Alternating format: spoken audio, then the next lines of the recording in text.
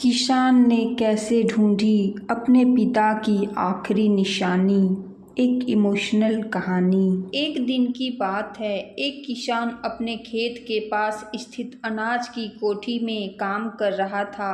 काम के दौरान उसकी घड़ी कहीं खो गई। वह घड़ी उसके पिता द्वारा उसे उपहार में दी गई थी। इस कारण उससे उसका भावनात्मक लगाव था। उसने वह घड़ी ढूंढने की बहुत कोशिश की। कोठी का हर कोना छान मारा, लेकिन घड़ी नहीं मिली। हताश होकर वह कोठी से बाहर आ गया।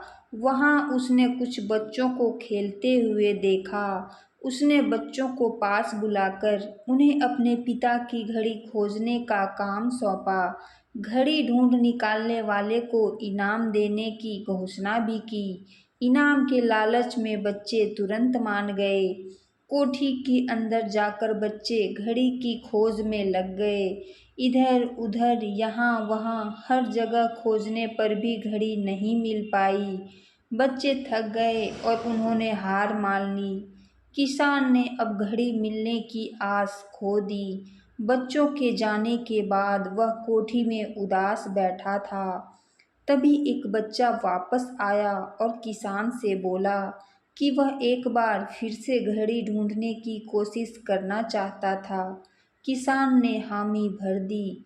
बच्चा कोठी के भीतर गया और कुछ ही देर में बाहर आ गया। उसके हाथ में किसान की घड़ी थी।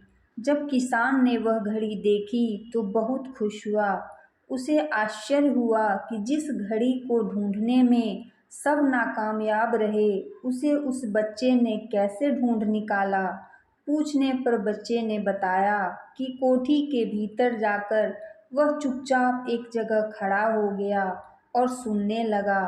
शांति में उसे घड़ी की टिक टिक की आवाज़ सुनाई पड़ी और उस आवाज़ की दिशा में खोजने पर उसे वह घड़ी मिल गई। किसान ने बच्चे को शाबाशी दी और इनाम देकर विदा किया। इस कहानी से हम यही सीखते हैं कि शांति हमारे मन और मस्तिष्क को एकाग्र करती है और यह एकाग्र मन स्थिति जीवन की दिशा निर्धारित करने में सहायक है। इसलिए दिन भर में कुछ समय हमें अवश्य निकालना चाहिए जब हम शांति से बैठकर मनन कर सके। अन्यथा शोरगुल भरी इस दुनिया में हम उलझ कर रह जाएंगे। हम कभी ना खुद को जान पाएंगे ना अपने मन को। बस दुनिया की बातों को देखते रह जाएंगे।